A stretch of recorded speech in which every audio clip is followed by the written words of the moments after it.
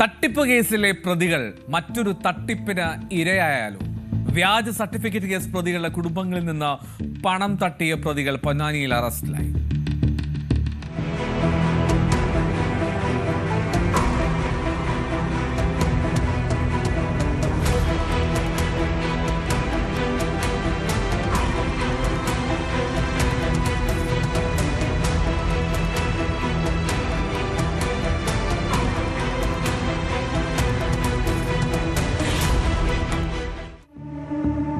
നിരവധി സർവകലാശാലകളുടെയും കോളേജുകളിലുമൊക്കെ വ്യാജ സർട്ടിഫിക്കറ്റുകൾ നിൽക്കുന്ന ഒരു വൺ റാക്കറ്റ് പൊന്നാനി കേന്ദ്രീകരിച്ച് പ്രവർത്തിച്ചിരുന്നു.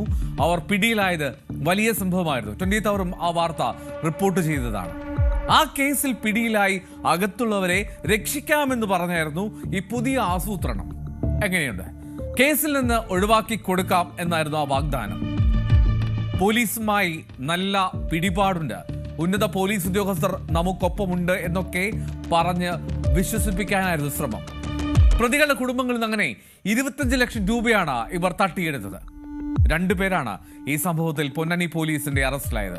ഒന്ന് നവാസ്, 2 കമറുദ്ദീൻ. വ്യാജ സർട്ടിഫിക്കറ്റ് കേസ് പ്രതികളായ രാഹുലിന്റെയും ഇർഷാദിന്റെയും കുടുംബാംഗങ്ങളുടെ പരാതിയിലാണ് പോലീസ് ഇത്തരത്തിലൊരു അന്വേഷണം നടത്തുന്നത്. അങ്ങനെ ആ അന്വേഷണത്തിൽ ഇവർ അറസ്റ്റിലായി.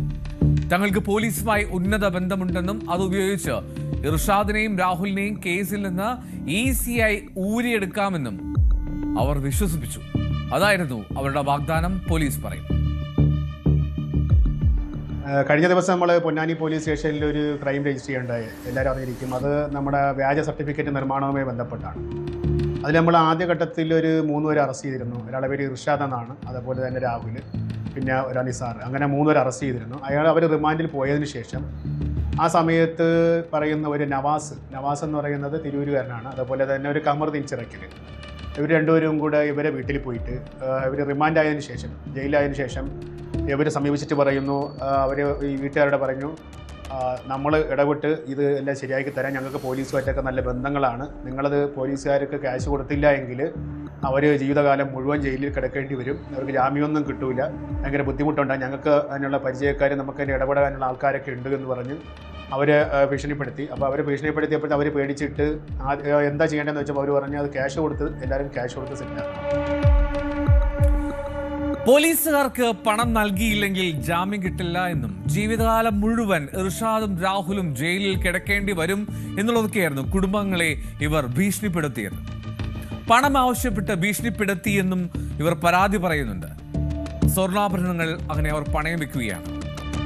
സഹോദരന്റെ ഭാര്യയുടെ ഉൾപ്പെടെ ഏതാണ്ട് 25 ലക്ഷം രൂപ അവർക്കങ്ങനെ നൽകി. 20 ലക്ഷം രൂപ ബാങ്ക് അക്കൗണ്ട് വഴിയും 5 ലക്ഷം രൂപ പണമായും നൽകി. അപ്പോഴും അവർ ഉറച്ചു വിശ്വസിച്ചു, അകത്തുള്ള തങ്ങളുടെ പ്രിയപ്പെട്ടവർ ഈ കേസിൽ നിന്ന് എങ്ങനെയെങ്കിലും ഇവർ ഊരിയെടുക്കുമെന്ന്. 2 ദിവസം കഴിഞ്ഞപ്പോൾ നമ്മൾ ആൾറെഡി കസ്റ്റഡിയിൽ വാങ്ങിക്കാനുള്ളത് കൊണ്ട് ഇവർ ആദ്യത്തെ തീരുള്ള ജാമ്യം തള്ളി. അപ്പോൾ അവർ വീണ്ടും എന്നിട്ട് പറഞ്ഞു, ഞങ്ങൾ പറഞ്ഞില്ലേ ജാമ്യമൊന്നും കിട്ടാൻ പോകണില്ല, അങ്ങനെ ഒരുപാട് പ്രശ്നങ്ങളുണ്ടാവും, ജാമ്യം കിട്ടാൻ പോകണില്ല, നിങ്ങൾ വിചാരിക്കുന്നത് പോലെയല്ല, സീരിയസ് ആയ പ്രശ്നമാണ്, കിട്ടില്ല എന്നൊക്കെ പറഞ്ഞ് ഇവർ ഭീഷണിപ്പെടുത്തിയപ്പം ഇർഷാദിൻ്റെ ചേട്ടൻ, ഇർഷാദിൻ്റെ ഭാര്യയുടേത്, അതുപോലെ ഇവരെല്ലാവരുടെയും സ്വർണ്ണാഭരണങ്ങളെല്ലാം കൂടെ പണയം വെച്ച് 20 ലക്ഷം രൂപ അക്കൗണ്ടിലേക്കും 5 ലക്ഷം രൂപ ചമ്മറോട്ട് വെച്ചിട്ട് ക്യാഷായിട്ട് ഇവർക്ക് കൊടുക്കുന്നു. അത് കഴിഞ്ഞപ്പോൾ 2 ദിവസം കഴിഞ്ഞപ്പോൾ ജാമ്യം കിട്ടി. അപ്പോൾ ഇവർ കണ്ട ഞങ്ങൾ പറഞ്ഞുകൊണ്ടാണ് ജാമ്യം കിട്ടിയതെന്നും പറഞ്ഞ് പ്രചരിപ്പിച്ച് നടക്കുന്നു. അപ്പോൾ പറഞ്ഞ് ഇനി അവർ പത്രത്തിൽ കൊടുക്കുകയോ വേറെ മീഡിയയിലൊന്നും വരില്ല, കേസെല്ലാം ഇവിടെ തീർന്നു, ഇനി ഗൾഫിലൊക്കെ പോകാം എന്നുള്ള രീതിയിൽ പറയുന്നു. എന്നാൽ നമ്മൾ ഒരാഴ്ച കഴിഞ്ഞപ്പോഴത്തേക്ക് നമ്മളെ തരത്തിൽ ബാക്കിയുള്ള പ്രതികളെ പിടിക്കുന്നതിന് വേണ്ടിയിട്ടാണ് ഇത് വെളിയിലേക്ക് സ്പ്രെഡ് ചെയ്യാതിരുന്നത്. ബാക്കിയെല്ലാ പ്രതികളെയും മറ്റുമൊക്കെ പിടിച്ചു കഴിഞ്ഞപ്പോൾ നമ്മളിത് വലിയൊരു മീഡിയ ആയിട്ട് എല്ലാവരും പുറത്തു വന്നു. അപ്പോൾ അവർക്ക് മനസ്സിലായി ഇവരൊന്നും ചെയ്തിട്ടില്ല എന്നും ഇന്ന കാരണങ്ങൾ കൊണ്ടാണെന്നുള്ളതൊക്കെ അവർക്ക് മനസ്സിലായി. അങ്ങനെ അവർ ക്യാഷ് തിരിച്ചു ചോദിക്കുന്നു. അപ്പോൾ ക്യാഷ് തിരിച്ചിട്ട് അങ്ങനെ ഇന്നലെ അവർ ഇവിടെ പരാതിയായിട്ട് വന്നു. അതിലേക്കൊരു കേസ് നമ്മൾ ഇപ്പോൾ രജിസ്റ്റർ ചെയ്തിട്ടുണ്ട്. ജയിലിലുള്ള മറ്റൊരു തട്ടിപ്പുകാരനാണ് ഇതിന്റെ മുഖ്യ സൂത്രധാരൻ എന്നാണ് പോലീസ് കരുതുന്നത്. അയാളുടെ പേര് സോഡാ ബാബു എന്നാണ്. ശരിക്കും പേര് ഷാജിത്ത് നിലവിൽ മറ്റൊരു വാഹനമോഷണ കേസിൽ എറണാകുളത്ത് റിമാൻഡിലാണ്. ജയിലിൽ ഇരുന്നാണ് ഷാജിത്ത് ഈ തട്ടിപ്പ് ആസൂത്രണം ചെയ്തതെന്ന് പോലീസ് വിശ്വസിക്കുന്നുണ്ട്. തട്ടിപ്പിനിരയായവരെ വിശ്വസിപ്പിക്കുന്നതിന്റെ ഭാഗമായി ഡിവൈഎസ്പി ആണെന്ന് പറഞ്ഞ് ചില വോയിസ് മെസ്സേജുകൾ അയച്ചുകൊണ്ടേയിരുന്നു. ആ വോയിസ് മെസ്സേജുകൾ അയച്ചതിലെ രസകരമായിട്ടുള്ള കാര്യം എന്തെന്നോ, പോലീസ് സ്റ്റേഷനുള്ളിലെ വയർലെസ് സെറ്റുകളുടെ ശബ്ദമൊക്കെ ആ വോയിസിൽ കേൾക്കാമായിരുന്നു. അങ്ങനെ വളരെ കണ്ണിങ് ആയി വിശ്വസിപ്പിക്കാനുള്ള ശ്രമം നടത്തി.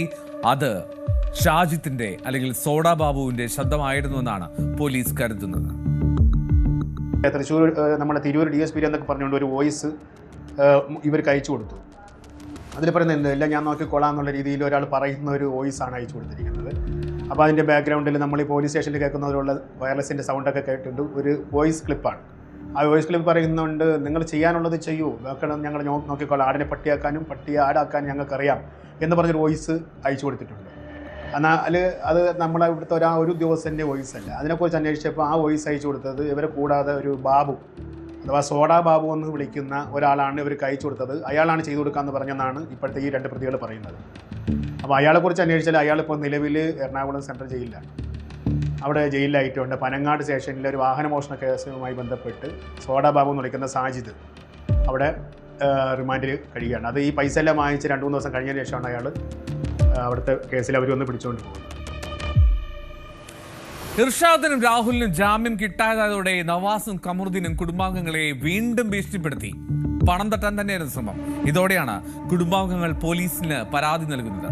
പൊന്നാനി സി അഷ്റഫിന്റെ നേതൃത്വത്തിൽ SI ബിബിൻ, സിവിൽ പോലീസ് ഓഫീസർമാരായിട്ടുള്ള കൃപേഷ്, സുമേഷ്, ശ്രീരാജ് എന്നിവരടങ്ങിയ സംഘമാണ് അങ്ങനെ പ്രതികളെ പിടികൂടിയത്. വ്യാജ സർട്ടിഫിക്കറ്റ് റാക്കറ്റിന്റെ കേസിൽ അറസ്റ്റിലായവരെയും അതിലേറെ വലിയ തട്ടിപ്പോടുകൂടി കുടുക്കാൻ ശ്രമിച്ചവരാണ് അങ്ങനെ അകത്തായത്.